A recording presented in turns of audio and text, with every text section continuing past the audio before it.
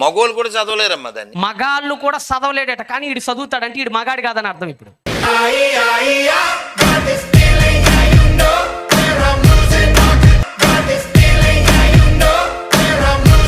ఇప్పుడు మనల్ని ప్రశ్నిస్తూ వీళ్ళు ఏం మాట్లాడుతున్నారంటే, పరమగీతాల గ్రంథము 4వ అధ్యాయము 9వ వచనానికి రండి. నా సహోదరి, నా సహోదరి, సహోదరి అంటే అర్థం ఏంటండి? సహోదరి అంటే అర్థం ఏంటి? చెల్లి. ఇంగ్లీష్ బైబిల్లో my sister, my heart, my bright, my Dove, ఇలా ఉంటుంది ఇంగ్లీష్లో. చదవండి. నా సహోదరి, నా సహోదరి, ప్రాణేశ్వరి, ప్రాణేశ్వరి, నా హృదయమును వశపరుచుకొంటి. నా హృదయాన్ని వశపరుచుకున్నావు నువ్వు. అదేంటి హృదయాన్ని వశపరుచుకోవటం ఏంటయ్యా? సహోదరి అన్నావు కదా, సహోదరి అంటే చెల్లి కదా. చెల్లి హృదయాన్ని ఎలా వశపరుచుకునిద్ది అసలు? ఇది ఎక్కడ బూతు? ఇది ఒకటి చదివిస్తుంటారు మీరు ఇంగ్లీష్లో అయితే ఇంకా క్లియర్ కూడా. సహోదరి అంటే అర్థం ఏంటంటే సహోదరి సహ, ఓదరి అంటే ఒకే కడుపు నుంచి వచ్చినదాన నా చెల్లి. చెప్పాను కదా. ఇంగ్లీష్ బైబిల్ అయితే మై సిస్టర్. ప్రాణేశ్వరి అనే దగ్గర మై హార్ట్ క్లియర్గా ఉంటుంది. అంటే ఓ పక్క చెల్లి అంటున్నాడు, ఓ పక్కేమో నా హృదయాన్ని వశపరుచుకున్నావు, నిన్ను ప్రేమిస్తున్నాను అంటాడు. ఇది ఎక్కడ బూతు బైబిల్లో అనేవాళ్ళు ఉంటున్నారు. 5వ అధ్యాయానికి రండి ఒకసారి. 5వ అధ్యాయానికి రండి. 5వ అధ్యాయము 2 చదువురా నాన్న. నా సహోదరి, నా ప్రియురాల, నా ప్రియురాలు. అదేంటి నా సహోదరి? నా ప్రియురాలు ఏంటి అసలు? ప్రియురాలు సహోదరి ఎట్టయిద్దండి? ఇదేం బైబిల్ అండి అనేవాళ్ళు కూడా ఉంటారు. అర్థమవుతుందా? ఎందుకంటే మీకు హిబ్రూలో అక్కడ లిబప్తాని అహోతి ఖల్లా, లిబప్తాని అహోతి ఖల్లా అంటే నా చెల్లి, నా ప్రేయసి అని అర్థం వస్తుంది. దానికి ముందు మనకు అర్థం తెలియాలి ఫస్ట్. మీకు ఎప్పుడు నేను ఒకటే చెప్తున్నా, నా మొదటి ప్రసంగాల నుంచి నేను ఒకటే చెప్తున్నా, బైబిల్లో మనం ఒక చాప్టర్ని అండర్స్టాండ్ చేసుకోవాలన్నా, ఒక వచనాన్ని అర్థం చేసుకోవాలన్నా సాంస్కృతిక నేపథ్యం తెలియాలి. We should know about the historical context. చారిత్రక నేపథ్యం, కల్చరల్ కాంటెక్స్ట్ మనకు తెలియాలి. ఇప్పుడు ఎందుకు అసలు సహోదరి అని ఎందుకు అంటున్నాడు ఆయన? మరో పక్క ప్రేయసి అని ఎందుకు అంటున్నాడు ఆయన? ఇది మనకు అర్థం కావాలి. ఇది మనకు అర్థం కావాలంటే ఆయన ఎవరితో మాట్లాడుతున్నాడో ఫస్ట్ మనకు తెలియాలి, రైట్? ఇప్పుడు ఒకసారి పరమగీతాలకు రండి. పరమగీతాలు 1:5 కూడా చదవచ్చు. 1:5 కూడా చదవచ్చు. యెరూషలేము కుమార్తెలారా, నేను నల్లని దాననైనను సౌందర్యవంతురాలను. అంటే ఆయన తనకి మ్యారేజ్ కుదుర్చుకున్న అమ్మాయితో మాట్లాడుతున్న మాటలు అవి. జాగ్రత్తగా. ఎవరితో మాట్లాడుతున్న మాటలు అవి? ఒక వ్యక్తి సొలొమోను గారికి సంబంధం సెట్ అయింది, పెళ్లి జరుగుతుంది. అలా పెళ్లి జరుగుతున్న తన ప్రేయసితో ఒక లవ్ లెటర్ రాసుకున్నాడు తన ప్రేయస్కి. పరమగీతాలు అంటే ఏంటో తెలుసా? Love letter. ఎవరి లవ్ లెటర్? సొలొమోని లవ్ లెటర్. ఎవరికి? మనకు కాదు, ఆ లావిడికి రాసుకున్నాడండి. అది ఆ లావిడ ఎలా ఉంటుందో తెలుసా? నల్లగా ఉంటుంది. అదే అంటున్నది, నేను నల్లని దాని నైనను సౌందర్యవంతురాలను. ఎవరంటే ఈవిడ ఇంతకి ఎవరంటే ఐగుప్తు యువరాణి ఈవిడ. ఎవరివిడ? ఫరో కూతురు. మీరు రాజుల గ్రంథంకి వెళ్తే అర్థమైంది ఈ మాట. ఫరో కుమార్తెని పెళ్లి చేసుకుంటాడు. అందుకనే 9వ వచనంలో మంచి మాట అంటాడు. 9లో ఏమంటాడు? 9లో చదవనా? నా ప్రియురాల ఫరో యొక్క రథాశ్వములతో నిన్ను పోల్చుదును. అంటే ఫరో యొక్క రథాశ్వములతో ఎందుకు పోలుతున్నా అంటే వాళ్ళ నాన్న ఫరో. వాళ్ళ నాన్న ఎవరు? ఫరో. ఈవిడెవరు?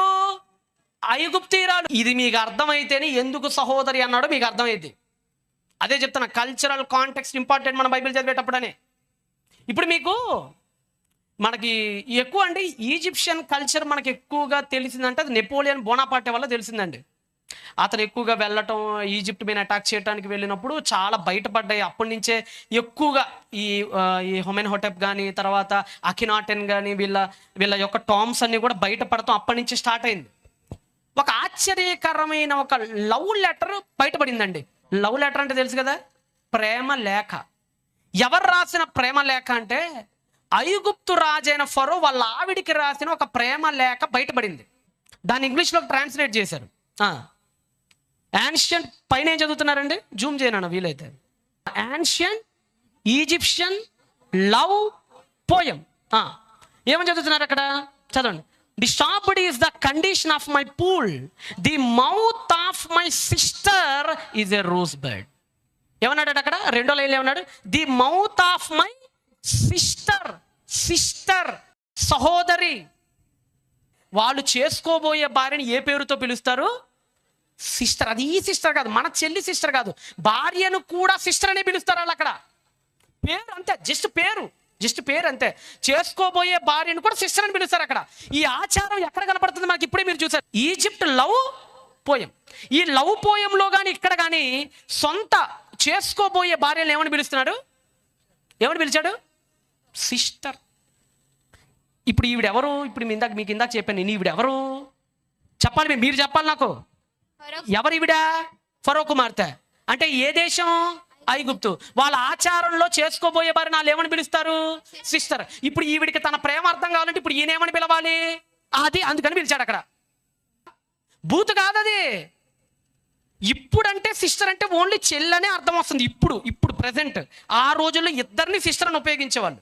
మీకు అర్థం కావడానికి ఒక మాట చెప్తానండి, ఇప్పుడు గర్ల్, GIRL, గర్ల్ అంటే అర్థం ఏంటమ్మా? చెప్పండి రా. ఏంటి? ఇంకా గట్టిగా, అమ్మాయి. అంతేనా? గర్ల్ అంటే అర్థం ఏంటి? అమ్మాయి. కానీ 13వ శతాబ్దంలో, ఎప్పుడు 700 ఏళ్ళు వెనక్కి వెళ్తే గర్ల్ అంటే అర్థం ఏంటో తెలుసా? అబ్బాయిని కూడా గర్ల్ అనే పిలిచేవాళ్ళు. That is neutral gender in 30th century AD. అంటే 13వ శతాబ్దం వరకు కూడా, 14వ శతాబ్దం వరకు కూడా గర్ల్ అంటే లేదు. వయసుకు వచ్చిన అబ్బాయిని కూడా గర్ల్ అని పిలిచేవాళ్ళు.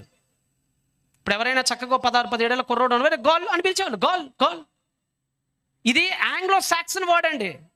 నా మాట మీరు నమ్మకపోతే తర్వాత మీరు సెర్చ్ చేసుకోవచ్చు, దాని కూడా రీసెర్చ్ చేయొచ్చు. దాన్ని what the etymology of girl అని కొట్టండి, మీకు అర్థమైపోద్ది. లేదంటే girl derived from which language అని కొట్టండి, మీకు అర్థమైపోద్ది.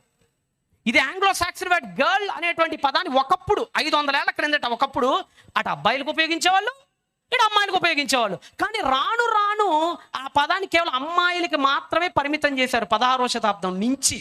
కాబట్టి ఇప్పుడు గర్ల్ అంటే అర్థం ఏమొస్తుంది? అమ్మాయి. ఇప్పుడు ఇదే కనుక నేను 13వ శతాబ్దంలో ఉన్నాను అనుకోండి, కాసేపు నీ ప్రసంగంలో ఎవరో నాకు అబ్బాయిని పిలిచే గర్ల్ ఇట్రారా అన్న అనుకోండి, ఒక అబ్బాయిని ఇటు పిలిచి. కాసేపు మీరు జాగ్రత్తగా నేను చెప్పే మాట. ఇప్పుడు ఇదే శతాబ్దంలో ఉన్నాం మనం, 21st. ఇప్పుడు ఇదే మీటింగు 13వ శతాబ్దంలో జరుగుతుంది. అప్పుడు కెమెరాలు లేవు, ఒకవేళ ఉన్నాయని ఊహించుకోండి.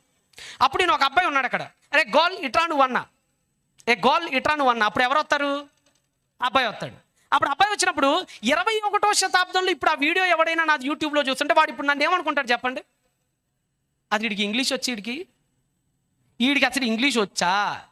గర్ల్ అంటే ఇటు అబ్బాయిని పట్టుకుని అబ్బాయి అంటే బాయ్ అనాలి కదా. వీడికి ముందు వెనక తెలియదు, వీడికి అదే సమస్య. ఇప్పుడు ఒకప్పుడు ఏమంటే ఇంకో పదం చెప్తాను మీకు, గే పదం విన్నారా? గే, హోమోసెక్సువల్. ఒక అబ్బాయి ఇంకొక అబ్బాయిని గనక ప్రేమిస్తే, ఇద్దరు అబ్బాయిలు ప్రేమించుకుంటే అలాంటోని గే అంటారు. వాడికి అమ్మాయి అంటే పడదు, వాడికి అబ్బాయి ఇంకొక అబ్బాయినే పెళ్లి చేసుకుంటాడు, ఇంకొక అబ్బాయితోనే కాపురం చేస్తాడు. ఇలా అబ్బాయి ఉండే హోమోసెక్సువల్ని గే అంటారు కదా. ఇప్పుడు మీ అందరికి ఇలానే అర్థమవుతుంది గే అనగానే. కానీ 1960 వరకు, నేను ఎప్పటిదాకా చెప్తున్నా, ఎక్కువ దూరం వెళ్ళట్లా, మన తాతల దగ్గరికి వెళ్తున్నా. 1960 వరకు గే అంటే అర్థం ఏంటో తెలుసా? హ్యాపీ అని అర్థం. అర్థం ఏంటి? మంచి పదం అది. ఇప్పుడు 1960లో నేను ఉన్నాను అనుకోండి, ఎవడైనా హ్యాపీగా ఉన్నాడు అనుకోండి, ఆడి గేలా ఉన్నాడంట. నేను ఏమంటా? మా నాయనమ్మల కాలంలో ఎవడైనా నవ్వుతున్నాడు అనుకోండి, అరే గేలా ఉన్నవరా నువ్వు అంట. అంటే అర్థం ఏంటి? నవ్వుతున్నావురా చక్కగా. కానీ ఇప్పుడు వచ్చింది అనుకోండి ఈ పదం కనుక, నేనంటే ఇప్పుడు ఏమైపోతుందంటే, అది ఎంత మాట అనేసాడు అయ్యగారు, నన్ను గే అంటాడా నన్ను పట్టుకొని వీడు రెచ్చిపోతాడు నా మీద. అంటే 1960 వరకు ఒక పదం మంచిగా ఉపయోగించబడింది. 60 దాటిన తర్వాత పదాలకు అర్థం మారిపోయింది. ఇది మీకు అర్థమైతే, చెల్లి అనే ఈ పదం ప్రాచీన కాలాల్లో భార్యలకు కూడా ఉపయోగించే పదం. ఇందాక మీకు చెప్పే కదా, గోల్ అనే పదం ఎవరెవరికి ఉపయోగిస్తారని చెప్పాను ఇందాక మీకు, అబ్బాయిలకి, అమ్మాయిలకి. అలానే చెల్లి అనే ఈ పదాన్ని క్రీస్తుకు పూర్వం 1000 ఏళ్ల క్రిందట భార్యలకు కూడా ఉపయోగించేవాళ్ళు. ఈ పదాన్ని ఐగుప్తులో ప్రేయసులకు కూడా ఉపయోగించేవాళ్ళు.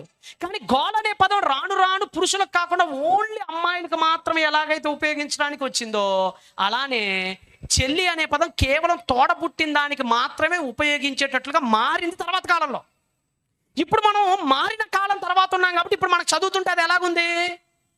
ఎలా ఉంది ఇప్పుడు మనకు చదువుతుంటే? ఇందాక మీరు చదువుతున్న పరమగీతాలు చదువుతుంటే బూతులాగా అనిపిస్తుంది. అదే చెప్తున్నా, బైబిల్ గురించి ఎవడైనా తప్పుగా మాట్లాడితే ఆధారాలతో వాడి మొహాన్ని కొట్టండి. ఇప్పుడు నేను చూపించాను కదా, సిస్టర్ అని అంటారా ప్రేమికులు, ఫోటో స్టార్ట్ తీసుకుని వాడి మొహాన్ని కొట్టండి ఎవడైనా వచ్చి అడిగితే. కాబట్టి బైబిల్ చదివేటప్పుడు జాగ్రత్తగా చదవండి, మొక్కుబడిగా వద్దు. ఈరోజు మనలో చాలా మంది మొక్కుబడి చదువులండి.